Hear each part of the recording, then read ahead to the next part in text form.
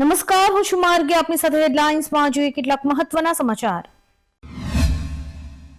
દિલ્હીમાં વિધાનસભાની ચૂંટણી યોજાવાની છે. પહેલા પૂર્વ સીએમ અરવિંદ કેજરીવાલે પ્રવેશ વર્માને સીએમ પદ માટે બીજેપીનો ચહેરો બનાવવાનો દાવો કર્યો છે. તેમણે એક્સ પર લખ્યું છે કે સૂત્રોના જણાવ્યા અનુસાર બીજેપી પ્રવેશ વર્માને પોતાનો સીએમનો ચહેરો જાહેર કરવા જઈ રહી છે. શું દિલ્હીની જનતા ઈચ્છે છે કે આવી વ્યક્તિ તેમના સીએમ બને?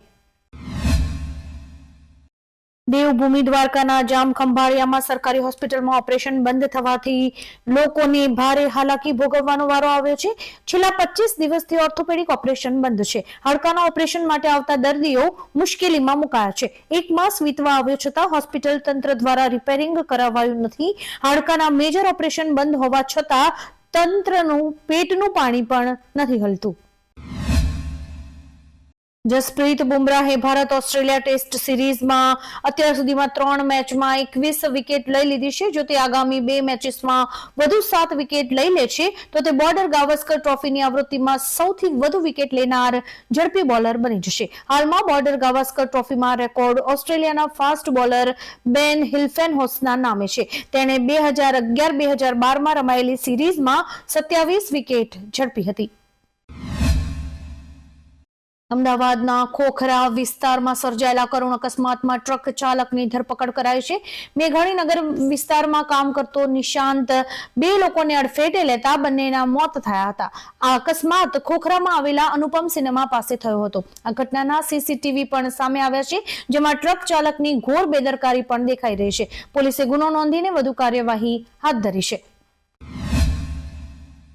રાજ્યના મુખ્યમંત્રીના હસ્તે આજથી કાર્નિવલને ખુલ્લો મૂકવામાં આવશે. આગામી 7 દિવસ સુધી કાર્નિવલનું આયોજન કરવામાં આવ્યું છે, જેમાં વિકસિત ભારતની થીમ પર હંગામા સાંસ્કૃતિક કાર્યક્રમનું આયોજન થશે.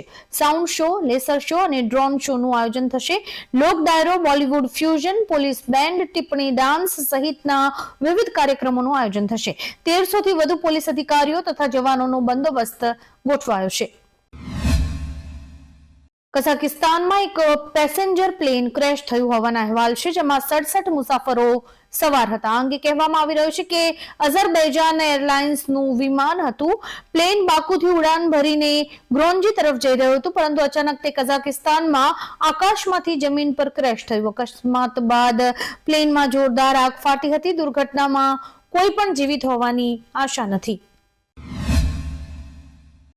અત્યારે જમ્મુ કાશ્મીરમાં ચારે તરફ બરફની ચાદર પથરાઈ ગઈ છે. જ્યાં જુઓ ત્યાં મનમોહક દ્રશ્યો જોવા મળી રહ્યા છે. સ્વર્ગ જાણે ધરતી પર આવી ગયું હોય તેવા રસ્તા દેખાઈ રહ્યા છે. આનો એક વિડીયો પણ સામે આવ્યો છે, જેને જોઈને એવું કહી શકાય કે આ નજારો નથી જોયો તો કંઈ જ નથી જોયું. ખુદ અધિકારીઓએ જ દિલ્હી સરકારની મહિલા સન્માન અને સંજીવની યોજના પર સવાલ ઉઠાવ્યા છે. આ દરમિયાન પૂર્વ સીએમ અરવિંદ કેજરીવાલે ભાજપ પર નિશાન સાધતા કહ્યું કે સંજીવની અને મહિલા સન્માન યોજનાને લઈને ભાજપમાં ગભરાટ છે. ભાજપ ખોટા આરોપો લગાવીને મુખ્યમંત્રી આતિશીની ધરપકડ કરવાની તૈયારી કરી રહ્યું છે. અધિકારીઓએ કહ્યું કે સરકાર દ્વારા કોઈ જ સૂચના જારી કરવામાં નથી આવી અને આવી કોઈ યોજના પણ લાગુ નથી કરાઈ.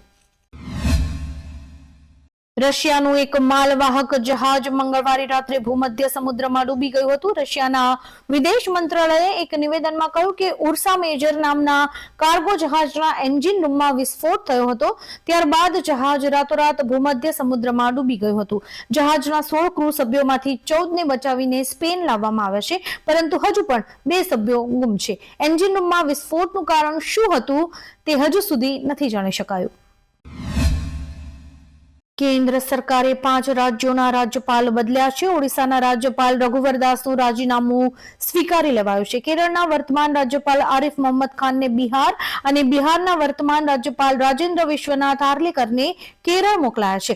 ભૂતપૂર્વ ગૃહ સચિવ અજય કુમાર ભલ્લાને મણિપુરના રાજ્યપાલ, વીકે સિંહને મિઝોરમના રાજ્યપાલ અને ડોક્ટર હરિબાબુ કુંભમપતિને ઓડિશાના રાજ્યપાલ નિયુક્ત કરાયા છે. અમદાવાદમાં કાંકરિયા કાર્નિવલનું આજથી 31મી ડિસેમ્બર સુધી આયોજન થયું છે. આજે મુખ્યમંત્રી ભૂપેન્દ્ર પટેલ તેની શરૂઆત કરાવશે. આ વર્ષે કાંકરિયા કાર્નિવલમાં 25 લાખ લોકો મુલાકાત લઈ શકે છે. આકસ્મિક ઘટના ન બને તે માટે 5,000 કરોડનો વીમો લેવાયો છે. ચુસ્ત પોલીસ બંદોબસ્ત છે. કાર્નિવલમાં 7 દિવસ સાઈરામ દવે, ગીતા રબારી, કિંજલ દવે જેવા જાણીતા કલાકારો કાર્યક્રમો રજૂ કરશે. શું કેજરીવાલની યોજનાઓનો પર્દાફાશ થયો છે? અધિકારીઓએ દિલ્હી સરકારની મહિલા સન્માન અને સંજીવની યોજના પર સવાલો ઉઠાવ્યા છે. દિલ્હી આરોગ્ય વિભાગ અને મહિલા કલ્યાણ વિભાગે અખબારમાં એક નોટિસ જારી કરીને લોકોને ચેતવણી આપી છે કે આવી કોઈ જ યોજના લાગુ નથી અને તેના માટે રજીસ્ટ્રેશન કરવું એ ફ્રોડ છે. લોકોએ તેમની અંગત માહિતી શેર ન કરવી જોઈએ. ઉલ્લેખનીય છે કે આ બંને યોજનાઓની જાહેરાત કેજરીવાલે કરી હતી અને હવે અધિકારીઓએ આ યોજનાઓ પર જ સવાલ ઉઠાવ્યો છે. અફઘાનિસ્તાનમાં પાકિસ્તાનના હવાઈ હુમલામાં 15 લોકોના મોત થયા છે. પાકિસ્તાની વિમાનોએ પક્તિકા પ્રાંતના બર્મલ જિલ્લામાં હુમલો કર્યો હતો, જેમાં મહિલાઓ અને બાળકો સહિત 15 લોકોના મોત થયા છે.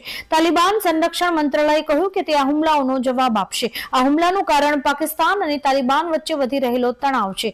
પાકિસ્તાનનો આરોપ છે કે તાલિબાન આતંકવાદીઓને આશ્રય આપી રહ્યું છે. આફ્રિકાના મોઝામ્બિક શહેરમાં રહેતા ગુજરાતીઓ સાથે લૂંટની ઘટના બની છે. જંબુસરના કાવી અને ભરૂચના સીતપોણ ગામના અનેક ગુજરાતીઓની દુકાનો લૂંટવામાં આવી છે. મળતી માહિતી પ્રમાણે અંદાજે 20 કરોડથી પણ વધારેનું નુકસાન થયું છે. એટલું જ નહીં, પરંતુ દુકાનો અને વેરહાઉસ સળગાવી દેવાયા છે, જેનો વિડીયો પણ ફરતો થયો છે. અત્યારે તે વિસ્તારમાં વસતા ગુજરાતીઓમાં ભયનો માહોલ છે.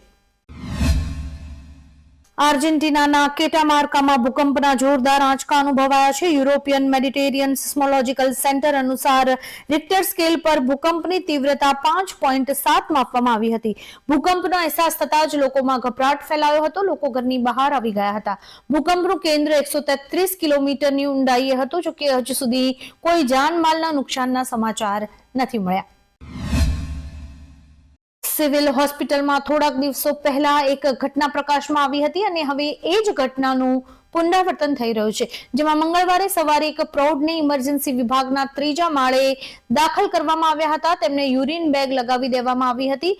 તેમના રિપોર્ટ કરાવવાના બાકી હતા ત્યારે દર્દીને આ ડોક્ટરે આરામ કરવાનું સ્થળ નથી, રિપોર્ટ આવે પછી સાંજે આવજો તેમ કહીને યુરિન બેગ સાથે જ બહાર કાઢી મૂક્યા હતા.